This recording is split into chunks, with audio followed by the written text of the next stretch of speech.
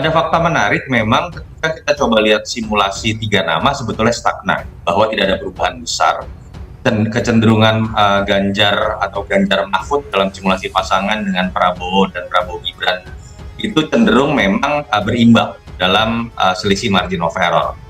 Mas Anies ada di angka sekitar 24%. Tetapi yang menarik adalah ketika kita masuk dalam simulasi head-to-head terkait dengan sentimen terhadap isu mahkamah keluarga atau isu politik dinasti, ternyata betul bahwa keberadaan Mas Gibran di level persepsi itu menjadi bandul pemberat buat Pak Prabowo. Dan itu yang kemudian terjustifikasi dengan ketika simulasi head-to-head Pak Prabowo dari unggul di pasangan misalnya dengan Mas Gibran pun dari 6,5% dalam selisih waktu 2 minggu karena isu yang sedemikian ramai ini, selisihnya menjadi mengecil menjadi selisih hanya 2,9%. Nah, pemilihan pasangan cawapres ini menentukan potensi kemenangan capres itu sendiri. Nah, sehingga kan kalau kita cek dari 3 poros ini yang memang masih mencerat ada 2 ya, Prabowo dan Ganjar. Dan survei secara elektabilitas menunjukkan siapa yang menjadi cawapres itu sangat menentukan nanti yang masuk ke KPU ya, terakhir tanggal 25 kalau nggak salah untuk pendaftaran ya, di detik-detik terakhir kita nggak tahu siapa. Hasil survei terkini Pilpres 2024, elektabilitas Ganjar Pranowo Mahfud MD tetap tertinggi.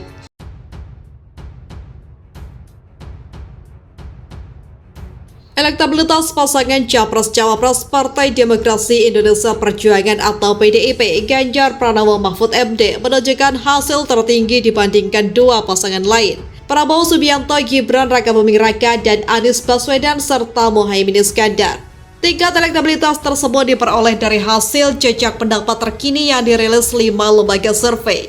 Carta Politika merilis hasil survei yang menunjukkan pasangan Ganjar Mahfud mendapatkan hasil 36,8%.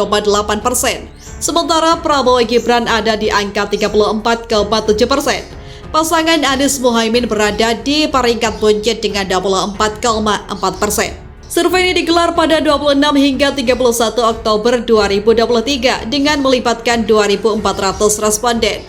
Para responden dipilih secara acak atau multi-stage random sampling di 38 provinsi.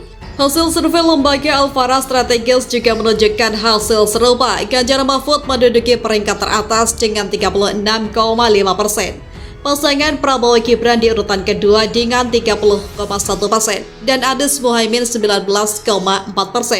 Demikian juga dengan survei yang dilakukan algoritma Research and Consulting, pasangan Ganjar Mahfud menghasilkan angka elektabilitas 29,3%, Prabowo Gibran dengan 24,6% serta Anies Muhaimin dengan 16,9%. Lembaga survei Saiful Mujani Research and Consulting merilis hasil yang diperoleh pasangan Ganjar Mahfud berada di angka 37,9%.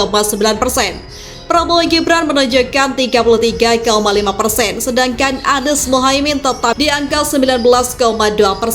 Keunggulan pasangan Ganjar Mahfud juga ditunjukkan dari hasil survei Populi Center Public Opinion dan Policy Research. Duet Ganjar Mahfud berada pada urutan teratas dengan angka 35,8%. Prabowo Gibran mengikuti di urutan kedua dengan 33,4%. Sedangkan Anies Muhaimin bertahan di urutan ketiga dengan 23,2%. Hasil survei terkini lembaga-lembaga tersebut tidak banyak berbeda dengan survei-survei sebelumnya. Beberapa survei yang pernah dilakukan menunjukkan elektabilitas pasangan Ganjar Pranowo dan Mahfud MD selalu di urutan pertama. Tidak terlalu banyak perubahan kalau dibandingkan dengan tanggal 13 hingga 17 Oktober untuk 3 nama pasangan capres, kata Yunarto Wijaya, Direktur Eksekutif Carta Politika.